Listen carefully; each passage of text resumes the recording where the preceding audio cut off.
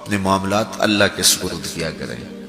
لیکن ان سب کے باوجود اگر مشکلات آ جاتی ہیں تو کوئی بات نہیں، مشکلیں آزمائشیں یہ اللہ کی طرف سے نبیوں کو آئی ہیں۔ حضرت امام رازی نے لکھا ہے کہ مکے سے لے کر طائف تک 70 ایسے نبیوں کی قبریں ہیں جن کی وفات صرف بھوک کی وجہ سے ہوئی۔ تو ہم ایک دن کا فاقہ آ جائے، تھوڑا سا کاروبار نرم ہو جائے تو بابوں کے پاس بھاگ کے اللہ کے ساتھ شریک ٹھہرانے لگ جاتے ہیں۔ کیوں؟ کس وجہ سے؟ آزمائش سہیں، برداشت کریں۔ تو اوپر نیچے یہ دن بدلتے رہتے ہیں، دن پھرتے رہتے ہیں، ہر وقت جو ہے کہ جادو ہو گیا، ٹونا ہو گیا، سایہ ہو گیا، بندش ہو گئی، ہر وقت اسی چکر سے ہم نکلتے نہیں ہیں۔ اللہ پر توکل رکھیں، وہ رزق دیتا ہے، وہ رزق تنگ بھی کرتا ہے، وہ رزق کشادہ بھی کرتا ہے، بندوں کو آزماتا بھی ہے، بندوں کو ڈھیل بھی دیتا ہے۔ اس کی ڈھیل سے بھی ڈریں اور اس کی آزمائش میں بھی پورا اترنے کی کوشش کریں اور اسی کے حضور دامن پھیلائیں۔ جب مشکلیں آ جائیں تو مصلح بچھا لیں، گھر کے بچوں کو بھی کہیں کہ یہ مشکل آ گئی ہے، لگتا ہے اللہ ناراض ہو گیا، چلو مصلح بچھاؤ۔ اگر بیٹیاں بھی نماز پڑھ رہی ہوں، نوافل ادا کر کے رب کے حضور دعا مانگ رہی ہوں، بیٹے بھی دعا مانگ رہے ہوں، چھوٹے چھوٹے بچے بھی دعا مانگ رہے ہوں، تو کیا اللہ خالی موڑ دے گا؟ تو زیادہ سے زیادہ نیک مجالس کے اندر شامل ہو جائیں۔ تو بالخصوص میں اپنے پیر بھائیوں کو پابند کرتا ہوں کہ آپ اپنے گھروں میں بھی پابند کریں، کسی بابے کے پاس نہ جائیں۔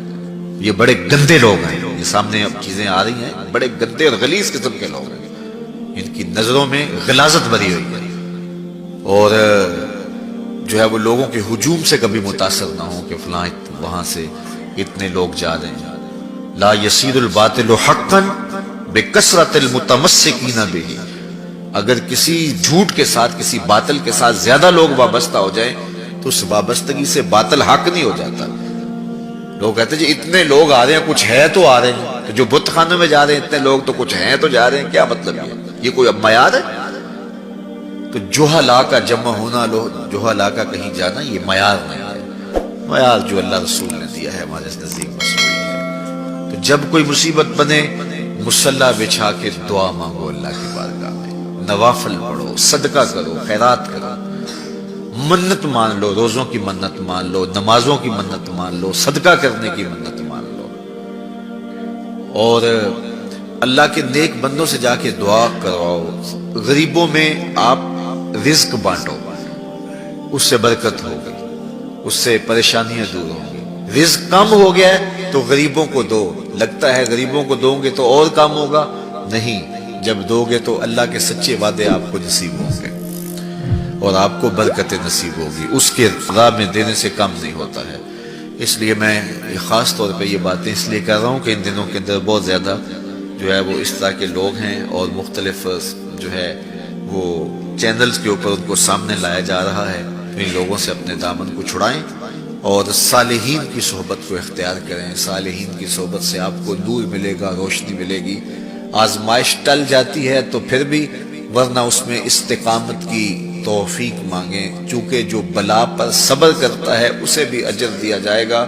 صحیح حدیث میں آتا ہے کہ اہل بلا کو قیامت کے دن جو صلہ دیا جائے گا تو دوسرے لوگ آرزو کریں گے کاش ہمارے جسم کو لوہے کی کینچیوں سے کاٹ دیا جاتا۔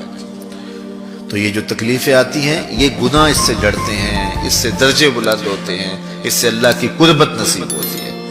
تو مصیبت آئی تو بابے کے پاس بھاگ گئے، جو فاسق اور فاجر اور مشرکانہ عقائد رکھتا ہے اس کے پاس بھاگ گئے، تو پھر ایک مصیبت بھی صحیح اور ایک اپنا ایمان بھی اجاڑا۔